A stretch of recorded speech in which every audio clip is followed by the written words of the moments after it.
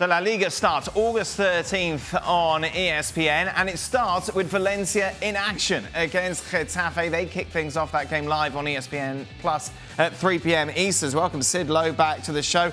Sid, we are of course focusing on a team a day ahead of the start of La Liga. Today, all about Valencia, a club which is fair to say is in a complete mess.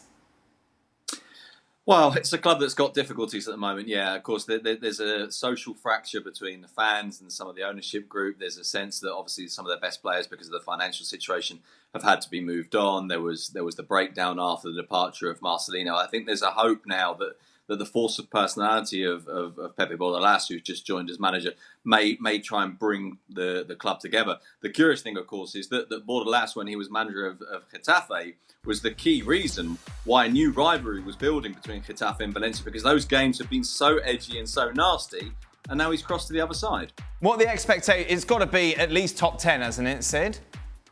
Yeah, that's a very good question, because actually, to be honest, we sort of don't know. So for a lot of last season, obviously Valencia were in enough trouble that at times there were questions about whether could this team actually go down. Then we started analysing the quality of the squad and wondering if in truth this was a squad that was bad enough to go down, not falling into that trap of saying, this team is too good to get relegated.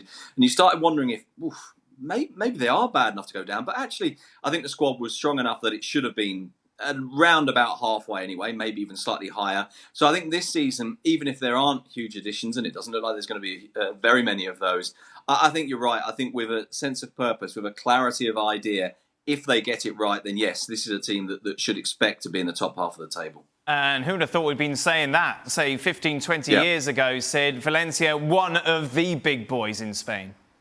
Absolutely. And I think that's the thing. And look, this will sound very, very stupid now over the last 7 or 8 years, but genuinely, before Diego Simeone went to Atletico Madrid, Atletico Madrid were not bigger than Valencia in terms of the position they were in terms of the place they were at that point. And I think Valencia fans are entitled to look at Atletico Madrid now and know that, of course, there are some disadvantages they have compared to Atletico, but think that, it wasn't impossible that we might have found ourselves in this position. Bear in mind that this is the club that took the league title from Real Madrid Galacticos twice in 3 seasons under Rafa Benitez. It's the club that won the UEFA Cup. It's the club that did very well in the Champions League. It's a club that was a fixture in the Champions League. And so, yeah, this is absolutely a club with a city, a fan base, a history, at times at least, less so now, a collection of players that really should be competing to win things in Spain. Obviously, it's probably worth pointing this out. It's a club that only 2 years ago was Copa del Rey champions as well, of course, and had got back into the Champions League. And that should have been the starting point for development from there. But that's the point at which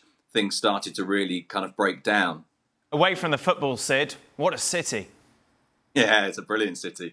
Valencia really is a brilliant city. It's a city that's abundant in natural resources. Of course, it's the place where paella comes from. It has huge rice fields and to the edge of the city. It has fantastic coastline. The art and science park is cutting edge in terms of the development there, in terms of the architecture and so on.